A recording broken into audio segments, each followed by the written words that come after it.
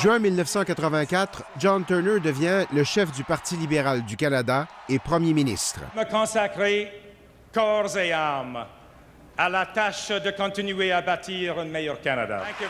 C'est le summum de sa carrière politique, mais la descente sera rapide. Son mandat durera à peine 2 mois et demi. John Turner est né en Angleterre en 1929 et déménage au Canada peu après la mort de son père en 1932. Jeune, c'est un champion canadien d'athlétisme. Il se qualifie même pour les Jeux olympiques, mais une blessure l'empêche d'y participer. Après être reçu au barreau, il fait le saut en politique en 1962 et devient rapidement l'une des vedettes montantes du Parti libéral du Canada. Celui que l'on qualifie de Golden Boy et charmeur, populaire. En 1968, il tente de succéder à Lester B. Pearson, mais est défait par Pierre Trudeau, qui lui confie cependant d'importantes responsabilités. Il est ministre de la Justice lors de l'adoption de la loi sur les langues officielles et pendant la crise d'octobre.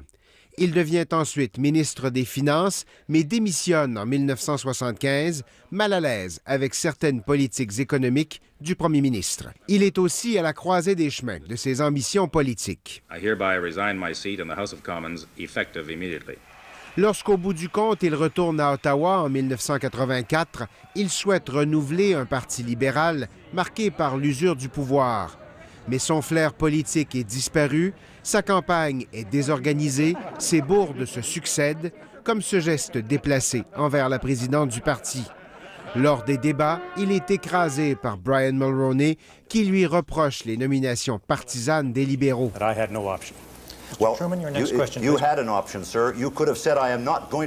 Le 4 septembre 1984, les libéraux subissent une véritable raclée, n'obtenant que 40 sièges, loin derrière les conservateurs de Brian Mulroney, qui font élire 211 députés.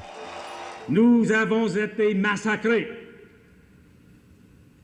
par la population canadienne. John Turner tente de rebâtir le parti, mais la bisbille s'installe, alimentée par ses relations tendues avec Jean Chrétien, son rival de la dernière course à la direction, qui deviendra éventuellement son successeur. 1988, nouvelle élection, nouvel affrontement avec Brian Mulroney. Le chef libéral mène une croisade contre l'accord de libre-échange avec les États-Unis. De faire nos propres choix, de notre propre manière, de notre propre avenir comme pays indépendant. Mais il essuie de nouveau la défaite. 2 ans plus tard, en 1990, il tire sa révérence en pleine tourmente du lac Meech.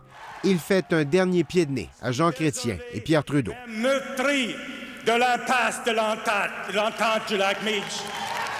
Presque 15 ans plus tard, Paul Martin fait appel à lui pour diriger la délégation canadienne qui surveille les élections en Ukraine. John Turner est resté associé aux libéraux toute sa vie.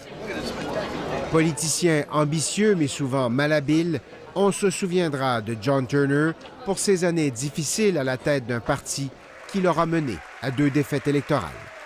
Ici Daniel Thibault, Radio-Canada, Ottawa.